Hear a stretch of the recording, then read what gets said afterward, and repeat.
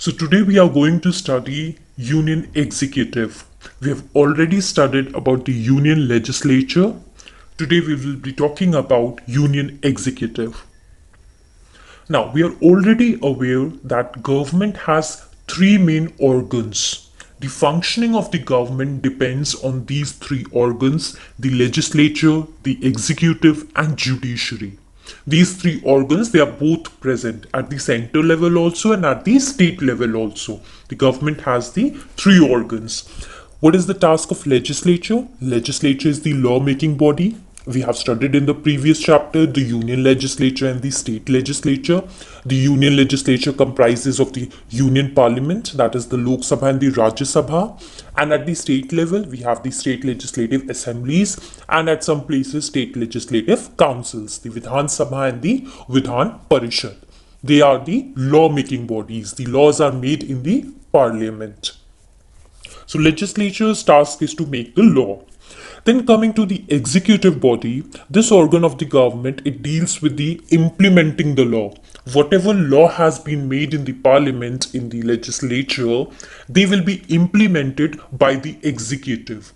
So today's chapter we are going to talk about the union executive, whose task is to implement the laws that are framed by the union legislature. In the next chapter, we will be talking about judiciary, which is the third organ of the government, which ensures that all the laws that are being framed, that are being implemented, they are being followed by everyone. So this is how a government functions with the help of these three organs. Today we are going to study about the union executive. In union executive, we will be talking about the president, the vice president, the prime minister, his council of ministers, and civil servants. We will be seeing how they implement or enforce the laws that are made in the legislature. So talking about president. The president is the head of the state or head of the government of India. Now here when we say head of the state, does it imply only Uttar Pradesh? We're talking about which state? Uttar Pradesh. Or we are talking about Madhya Pradesh or Maharashtra? No. Here the state implies the country. He is the head of the state, he is the head of the country, and he is the head of the government of India. President, Indian president is also the supreme commander of the Indian armed forces. This is another power that the president holds. One important thing is that he is only the nominal head or constitutional head. Now, what is meant by he's just a nominal head? Nominal head that he's just for the namesake head of the state and head of government of India. He's just a constitutional, just for the namesake he's the head. He does not have any real powers. There are powers with the president, but the real powers, the actual powers to actually bring out changes and implement policies and all, they lie with the prime minister. In our country, we have the parliamentary form of government. Our prime minister is chosen only after he gets the majority of the votes directly from the people. In the democracy setup, we citizens go and vote. The political party which gets the maximum vote amongst themselves, the leader gets chosen as the prime minister. So when we are directly voting for him and directly choosing him, so he is our leader, he is our representative, and he has the real powers. In India, the real powers lie in the hands of the prime minister, and the president is just a nominal head, or just in constitution it is given. So he's just a constitutional head with no real powers. Still, being a president is holding a position of great prestige, great authority. The president is also referred to as the first citizen of India. So who is called the first citizen of India? It is the president of India. The wife of president is known as the first lady. So these are certain, terms that are given to the president. So you should be aware that president is the head of the state and head of the government of India. He's also the supreme commander of the Indian armed forces. While he is just a nominal or the constitutional head, the real power lies in the hand of the prime minister. And yet he's a person of great authority. We will be seeing what all powers does the president have and what all functions he does. So it is not being, It is being a matter of great prestige to be a president also.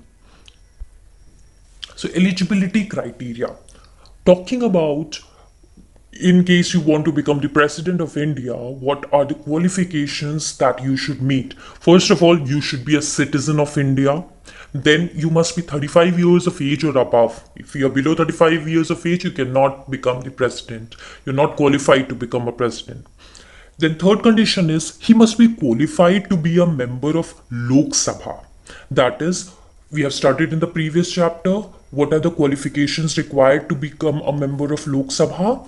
So if you are fulfilling all those requirements, then you will be eligible to become the president.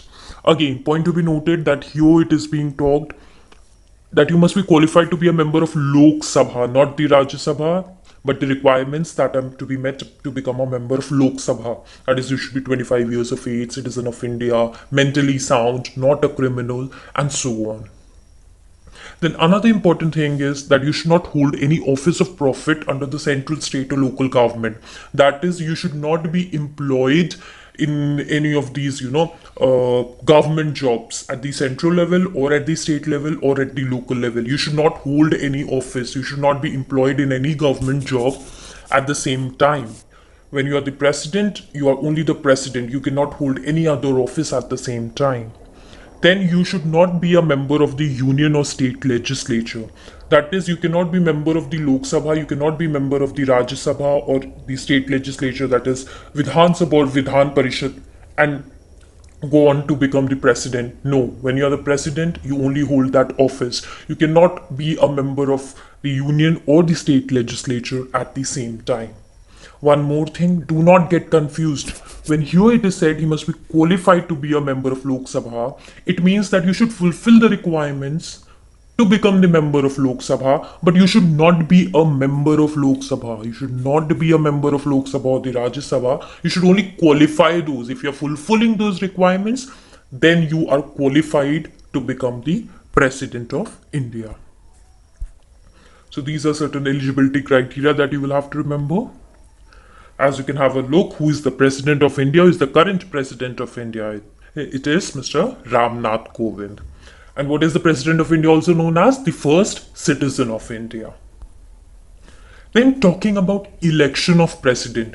We have seen what all requirements are needed if you want to become the president of India. Now, how the election procedure of president is done. Let us see that. It is very important.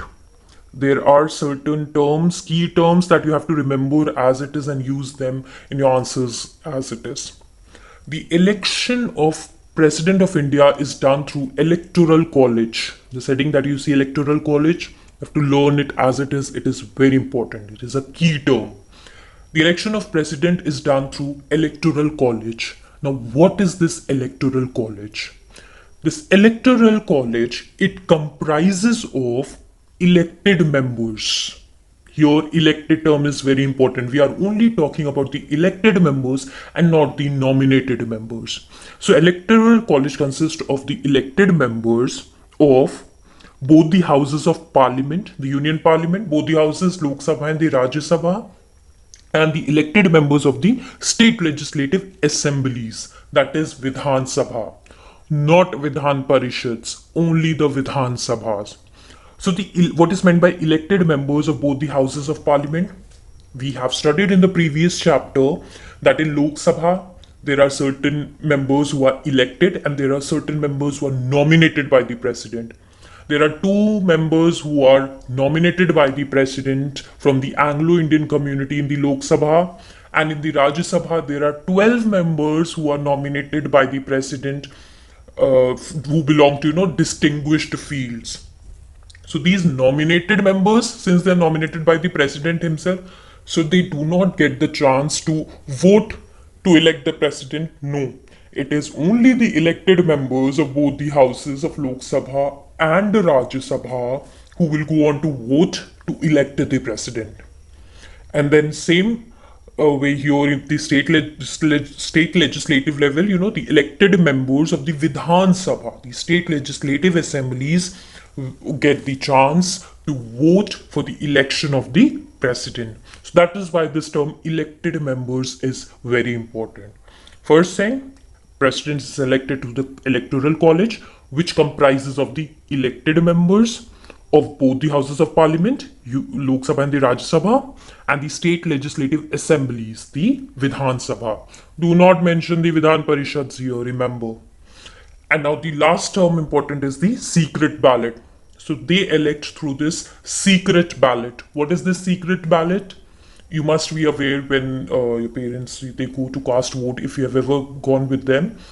At a separate place, this voting machine, ballot machine is kept, where they will secretly go to this place at the corner, cast their vote. Nobody else gets to have a look who the person is voting for. So it is done secretly. You never show your vote to anyone. You can cast your vote for anyone. You don't have to tell anyone. It's a secret process. So similarly here also it's a secret ballot system, wherein the people go, these elected members of both the houses of parliament and the Vidhan Sabha, they go and cast the vote secretly without telling anybody else who they are casting the vote for. So it is done through this process of secret ballot. So whenever you're asked about the election of president, you have to remember these terms. It is done through electoral college, which comprises of the elected members of both the houses of union parliament and the Vidhan Sabhas, done through the secret ballot. Then talking about the term of office. For how long is a president elected? We see that the president of India is elected for a term of 5 years. So once elected, he will continue the office for 5 years.